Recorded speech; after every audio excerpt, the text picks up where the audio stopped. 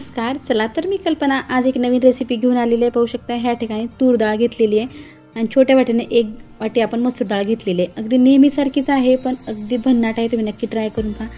डाळ आपल्याला स्वच्छ धुवून घ्यायची आहे. दोन्ही डाळी आपण मिक्स करून 2 ते 3 पाण्यामध्ये आपण हे स्वच्छ धुवून घेणार आहोत. जे की डाळीची धूळ जे आहे, जे काही कचरा वगैरे असेल तर तो निघून जाईल. अगदी स्वच्छ आपल्याला सुरुवातीला ही डाळ धुवून घ्यायची आहे. नंतर आपण आता ही डाळ कुकरला टाकून घेणार आहोत. जसं आपण नेहमी तुरीचं वरण करतो त्याच पद्धतीनं, पण थोडंसं आज आपल्याला वेगळ्या पद्धतीनं आणि ह्यापेक्षा थोडीशी चविष्ट अशी आपल्याला ही रेसिपी करायची आहे. ह्या ठिकाणी काही भाज्या घेतलेल्या आहेत. शेवगा घेतलेला आहे, मेथी घेतलेली आहे, आलू घेतलेला आहे, टोमॅटो घेतलेला आहे, कांदा घेतलेला आहे. सर्व आपण जे घेतलेत भाज्यांचे ते कट करून घेतलेले आहेत. आता जे कट करून त्याला टोमॅटो टाकून दिलेला आहे. थोडा भोपळा कट करून घेतला तो टाकून द्यायचा आहे. शेवग्याच्या शेंगावरची थोडीशी साल काढून टाकलेल्या आहेत.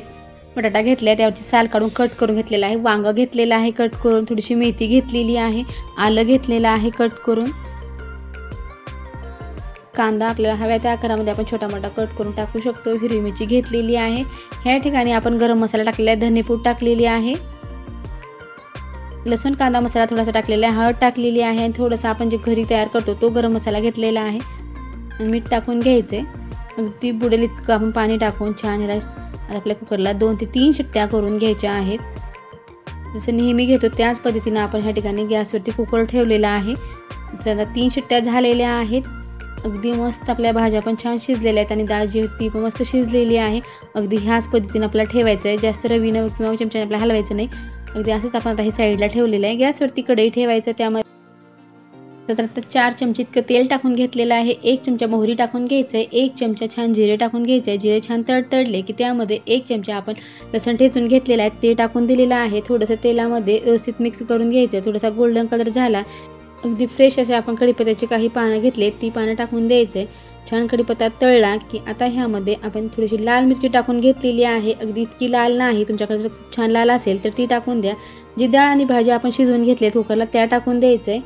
अगदी मस्त तडका बसलेला आहे. पाहू शकता मस्त झणझणीत खमंग वास. हे मसाले आपण अगोदर टाकून घेतलेले पण ह्या ठिकाणी आपण आता लाल तिखट टाकले. लाल तिखट आता टाकल्यामुळे रंग पण खूप छान येतो आणि टेस्ट पण खूप छान येते. ह्या ठिकाणी आपल्या क्वांटिटीनुसार आपल्याला पाणी ॲडजस्ट करायचं आहे. अगदी इतकं पाणी टाकून घेतलेलं आहे. मस्त आता आपल्या 10 मिनिटाकरता अगदी गॅस मिडियम ठेवून छान उकळून घ्यायचं आहे.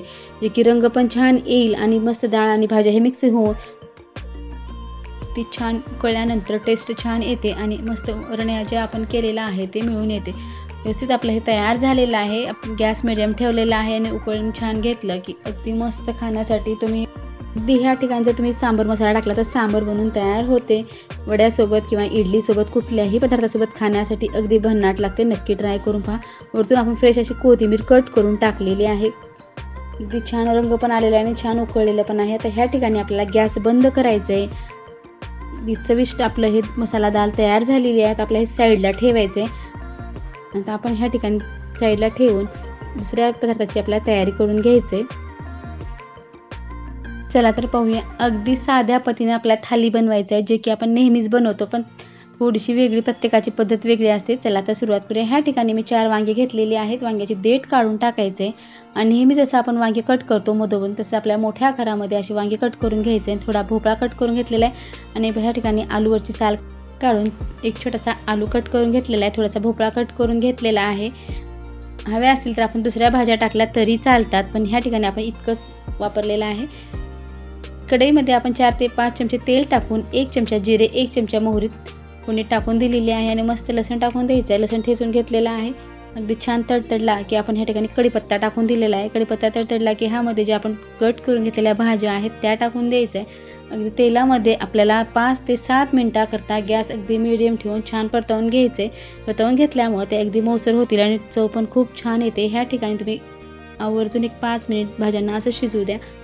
अगदी मस्त तेलामध्ये शिजल्या की त्याची टेस्ट पण खूप छान येते आणि रंग पण खूप छान येतो. ह्या पद्धतीने जर तुम्ही भाजी केला तर टिफिनसाठी मुलांना अगदी आवर्जून आवडीने खातील. ह्या ठिकाणी थोडासा गरम मसाला टाकून घेतलेला आहे, धनेपूड टाकून घेतलेले आहे, घरी तयार केला काळा मसाला टाकून घेतलेला आहे, हळद टाकून घ्यायचं, लाल तिखट, मीठ टाकून घ्यायचे. लाल तिखट मीठ मसाले आपल्या आवडीनुसार कमी जास्त टाकू शकतो. अगदी थोडेसे शिजण्यासाठी आपण अर्धी वाटी इतकंच पाणी टाकून घेतलेलं आहे आणि गॅस मिडियम ठेवून आपल्याला ह्या ज्या भाज्या आहेत त्या शिजवून घ्यायचं आहे. अगदी छान वांगा आणि आलू आपलं मऊसर होईल. भोपळा तर खूप लवकर मऊ होतो पण वांगा आणि आलू होण्यासाठी थोडासा वेळ लागतो. 2 ते 3 चमचे इतकं आपण शेंगदाण्याचं कूट टाकून घेतलेला आहे आणि भाजीला आपण 10 मिनिटाकरता शिजण्यासाठी ठेवलं होतं. अगदी छान आपल्या भाज्या शिजलेल्या आहेत.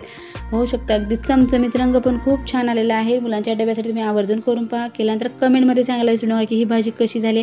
जेव्हा तुमच्याकडं आलू कमी असतो किंवा वांगे कमी असतील किंवा भोपळा कमी असेल तर तुम्ही असं थोड्या थोड्या भाज्या करून जर भाजी केली तर अगदी भन्नाट चविष्ट अशी ही भाजी बनवून तयार होते. चव पण खूप छान येते.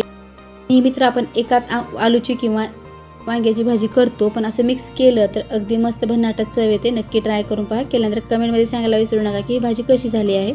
आता ह्या ठिकाणी आपल्याला चपातीचं पीठ मळून घ्यायचं आहे. ह्या ठिकाणी गव्हाचं पीठ घेतलेलं आहे आणि मस्त मोठं मोठं मळून घ्यायचं.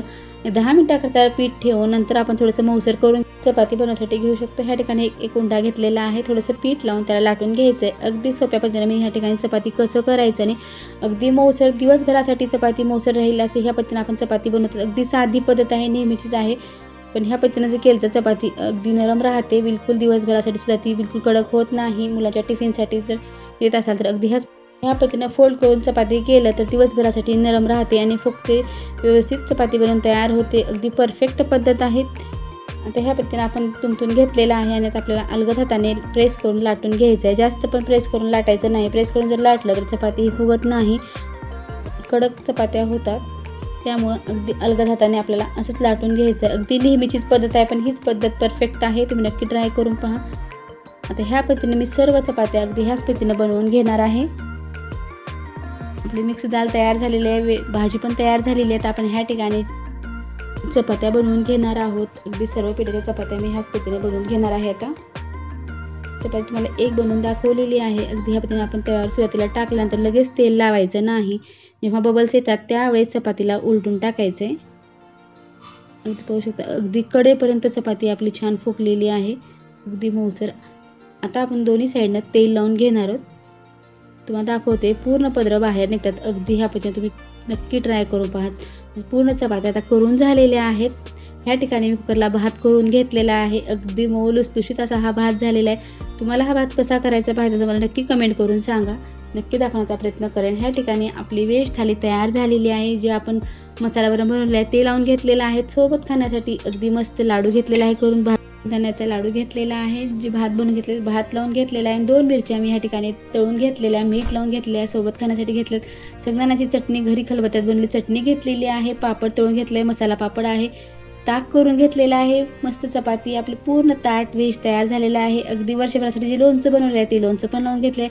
तुम्हाला ह्यामधला कुठलाचा पदार्थ पाहायचा असेल तर नक्की कमेंटमध्ये सांगा. दाखवायचा नक्की प्रयत्न केला जाईल. अगदी आपली घरच्या घरी साध्या पद्धतीची व्हेज थाली बनवून तयार झालेली आहे. अगदी डेली रुटीनमधलीच आहे. तुम्ही नक्की ट्राय करून पहा. तुम्हाला कुठली रेसिपी असेल तर प्लीज कमेंटमध्ये सांगा. व्हिडिओ पाहिल्याबद्दल धन्यवाद. पुन्हा भेटूया अशाच एका नवीन रेसिपीसोबत.